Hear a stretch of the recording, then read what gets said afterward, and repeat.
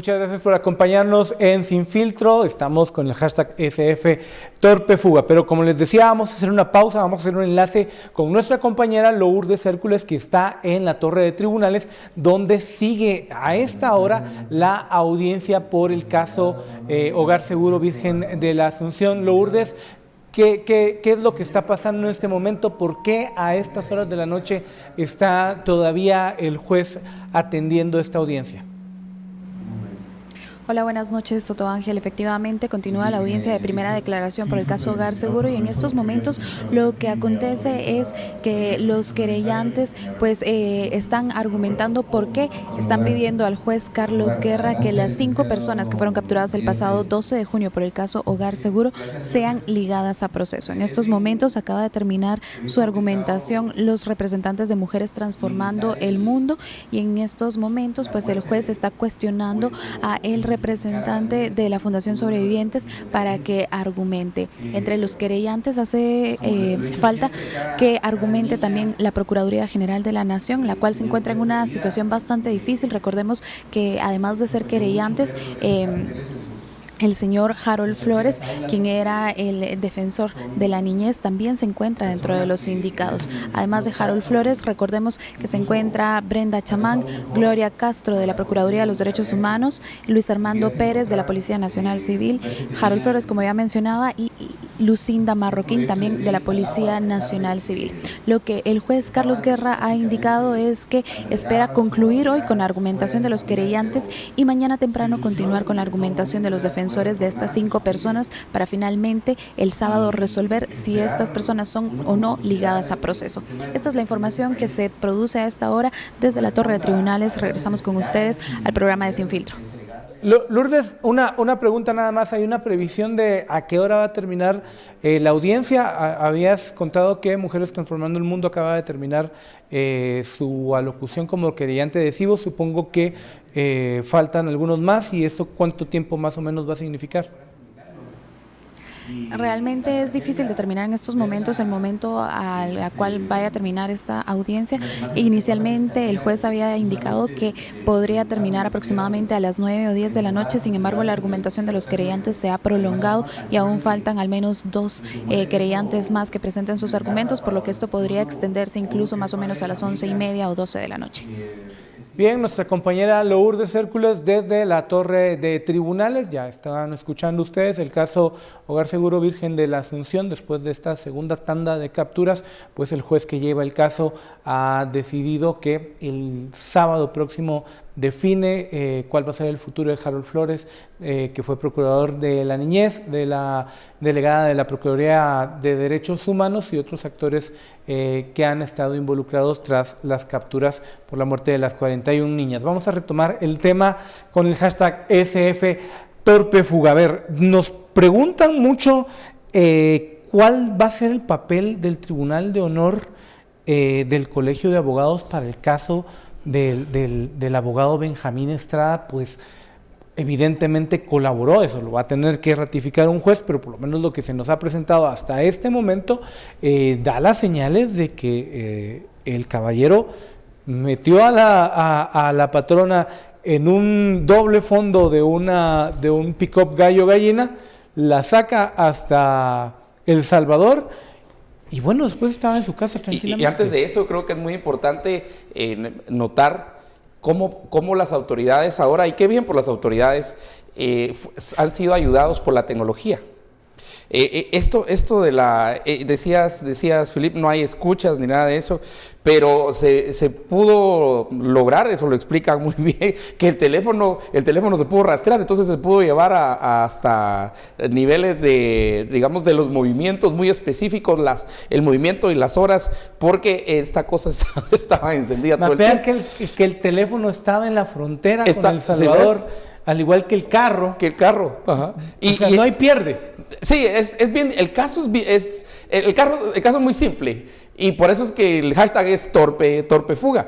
Pero yo creo que a la gente de investigación, de inteligencia, miren, la tecnología, y para todos, no solo los que nos dedicamos a periodismo de investigación, también es muy importante cómo la tecnología nos apoya, ayuda. ¿Y cuál va a ser? Ahora, en términos de esto, pues el caso va a entrar al proceso penal, básicamente, ¿verdad? Y ahí pues está fuera de siquiera poder ejercer en este caso, pero para mí va más allá y va más a la discusión de cuál es el rol ¿verdad? ¿Cuál es el rol de un abogado defensor? Para mí eso sí es fundamental, y yo creo que es un tema que sí debe tomarse y retomarse en Guatemala, porque vamos a ver más casos, también vamos a ver más casos de corrupción, de gente acusada de supuesta corrupción, pero vienen muchos más casos. Imagínense cuando entre el caso Odebrecht, cuando entren casos más fuertes, por ejemplo, venta de medicina, o entre el listado geográfico de obras, ¿verdad? Y en los que seguramente vamos a ver muchos abogados que ya estamos viendo en estos otros casos de corrupción. Si miras en línea 1 y en línea 2, por lo menos un par de abogados terminaron presos también junto con sus clientes. Frank Trujillo. Mario Cano. ¿Verdad? ¿Y cuánto era el fee que estaba, o sea, los honorarios que estaba cobrando? Eran 5 millones, algo así, que se los cobra a Roxana, precisamente. Y en ambos casos eso es interesante, porque ahí es donde se ve la transgresión de la frontera. Por ejemplo, si yo quiero constituir una sociedad anónima, si yo quiero pasar bienes a una sociedad anónima, si yo quiero hacer procesos de compraventa y demás mediante un contrato y le quiero dar fe pública al contrato, yo necesito requerir los servicios no de un abogado, de un notario. Pues que eso es un debate que lo deberíamos de tener aquí en Guatemala. Somos de los pocos países que quedan en América Latina donde la función de la abogacía y el notariado están juntos, cuando son dos cosas completamente separadas, y en los sistemas modernos no debieran de estar juntos. Pero bueno, entonces, en el caso de Valdetti, ella requiere, mejor dicho, su estructura requiere de un notario para pasar unos bienes inmuebles, que quieren el edificio Balser, en una sociedad anónima donde se pudiera ocultar el origen, el movimiento del verdadero dueño. Entonces, el Ministerio Público le imputa, y las CICIG le imputan a Mario Cano el delito de lavado de dinero. ¿Por qué?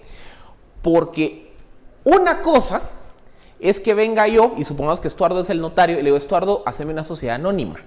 Estuardo me hace todos los procesos, me la hace, yo la agarro, y si yo vengo mañana y uso esa sociedad anónima con fines ilegales, Estuardo no es responsable. Él cumplió su función de notario de otorgar un servicio.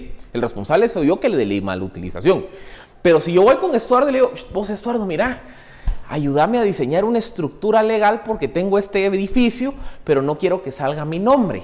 Entonces, créame una estructura legal con sociedades, con testaferros, prestanombres, para que la gente no cache que es mío.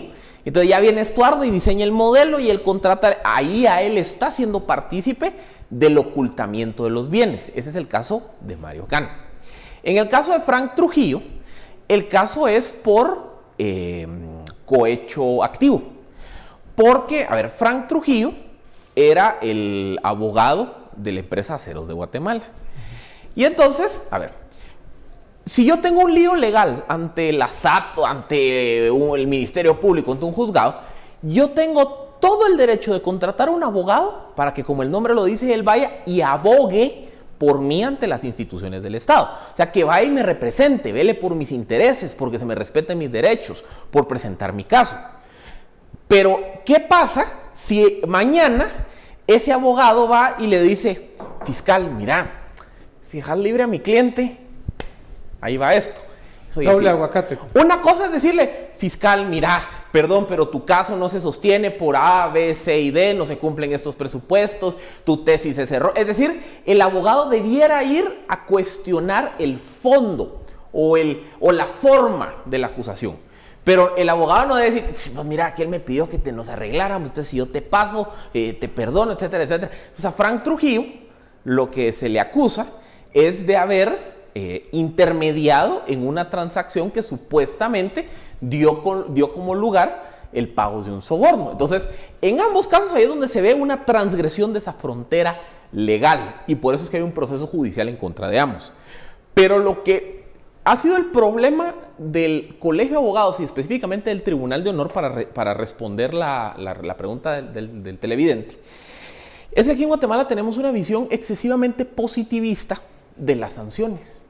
O sea, ¿por qué si vamos a preguntar al Tribunal de Honor no hay sanciones por violaciones al Código de Ética Profesional? Porque muchas veces el Tribunal de Honor dice yo no soy órgano juzgador. Entonces yo no voy a sancionar a alguien hasta que no lo condenen. Y les puedo apostar que con Benjamín Estrada va a pasar lo mismo. Que el Tribunal de Honor va a decir, no, pues a él no lo han condenado, él sigue siendo inocente, entonces yo me voy a lavar las manos. ¿Por qué es un error ese modelo? Porque las barras, los colegios profesionales no juzgan la legalidad de lo actuado, juzgan la ética de la persona. Entonces la barra no va o el colegio no va a pronunciarse en función de si su colegiado, si su socio violó o no violó la ley. No, las barras van a pronunciarse o a emitir sanciones sobre transgresiones a la ética. Entonces, por ejemplo, sobre comportamiento del gremio. Por ejemplo, en Estados Unidos, sobre todo en estados como Nueva York, California, que son estados donde las barras son bastante fuertes. Por ejemplo, vamos a suponer que Otto y Estuardo tienen un litigio por una propiedad. Y resulta que vengo yo y soy el abogado de Estuardo en el litigio. Okay. Pero después me peleo con Estuardo. Y al día siguiente yo voy con Otto. Vos, Otto, mira, pues, contratame. Y yo voy a hacer la estrategia de Estuardo. Y como, si me contrataste, la digo. No si pasa eso, la barra sanciona. No se puede, eso no se puede hacer. No es ilegal. Pero la barra te va a decir, ahí hay un conflicto ético. Sí, no se puede. Porque ¿cómo así de que usted se pasó de la noche a la mañana de estar con uno hacia el otro? No se puede. Ahí la barra emite una sanción. Aquí en Guatemala ni se pronuncia. Aquí no se pronuncia. Y preguntan cómo sería esa división. Es muy sencillo. Precisamente siguiendo el ejemplo de Estados Unidos, por ejemplo, el notario es una persona y alguien que se prepara precisamente para notariado, y el abogado, digamos, el que conocemos generalmente como el licenciado, el lawyer sería en inglés, es otro. Y cuando no pueden ejercer la misma función de notariado y abogacía como se hace en Guatemala, son dos cosas diferentes. Sería bien raro. Y el notariado se dedica precisamente a las cuestiones puramente de terrenos y contratos y toda la fe pública. Pero ahora el otro sí se dedica más al área, por ejemplo, al área penal. Pero también es un sistema, por ejemplo, de Estados Unidos, en el cual mucho se soluciona fuera de los juzgados. De hecho, la mayoría de casos, porque los que llegan ya a un jurado, los que llegan ya al sistema, son bien poquitos. Pero es porque hay gente que esté dispuesta a llegar hasta ahí. O sea, las partes están como muy conscientes que pueden ganar el caso y llegan ahí. O es casi irreconciliable, entonces se van frente a... Pero esos son los menos. Los más siempre tienen una solución extralegal. Y no todo es cárcel, porque en esos países donde los sistemas están más desarrollados, de hecho se busca lo opuesto, ¿verdad? La mayoría busca no la cárcel. Aquí para nosotros todo pedimos cárcel, ¿verdad? Métalo preso, que la cárcel. Entonces es bien muy punitivo este sistema. Ahora, para casos particulares como el que discutimos hoy, obviamente eso es cárcel. Por supuesto. Porque la misma ley lo dice, ¿verdad? Si ayudó a fugarse, hay un riesgo de fuga en quien se fugó y quien fue ayudada y quien ayudó a fugarse a la otra. Entonces, ahí ya saben el modo, ya saben la forma, la operación, cómo hacerlo. Entonces, no puede, pero es cárcel preventiva en todo caso. Es cárcel preventiva. Nosotros sí, hasta nuestra cárcel la tenemos mezclada, preventivo con cumplimiento de sentencia. Eso lo tenemos nosotros todo junto. Y entonces, pero esa es la diferenciación. Notariado de un lado, ¿verdad? Abogacía de otro lado. Y sí, somos de los pocos que tenemos esas dos cuestiones juntas. No sé, esa sería una excelente discusión también dentro del mismo colegio, dentro de las facultades, pero yo sé que muchos en este momento van a defender la posición y dicen, es que yo gano con notariado y gano también en abogacía. Se vuelve una cuestión de intereses, ¿verdad? Pero puede que no sea retroactivo, pues. ¿Por qué les digo que en el mundo ideal las profesiones, o por lo menos los colegios, que por ahí es donde empiezan los países, tal vez no las profesiones, sino que como han empezado muchos de los países en América Latina separando los colegios. que el Colegio de Abogados verifica la ética o el comportamiento del gremio de quienes se dedican a la abogacía, y hay un segundo colegio o una segunda barra que evalúa el tema del notariado. ¿Por qué ocurre eso? Porque son dos funciones completamente diferentes. Yo como abogado, mi función, como les digo, es abogar, representar a una persona. Yo como notario estoy llamado a dar fe pública de cualquier acto privado, un contrato, etcétera, etcétera. Entonces, digamos que de ahí hay una primera diferenciación. Segundo, ahí es donde muchas veces en los países que han hecho este proceso de separación, la función del notariado tiene mucho más requisitos que la función de la abogacía. ¿Por qué? Porque si me están dando a mí la prerrogativa de darle fe pública a las actuaciones privadas, eso implica que yo debo cumplir con una serie de requisitos. En algunos países, por ejemplo, en Chile, los notarios o quienes practican el notariado tienen que cumplir las mismas responsabilidades que un funcionario público.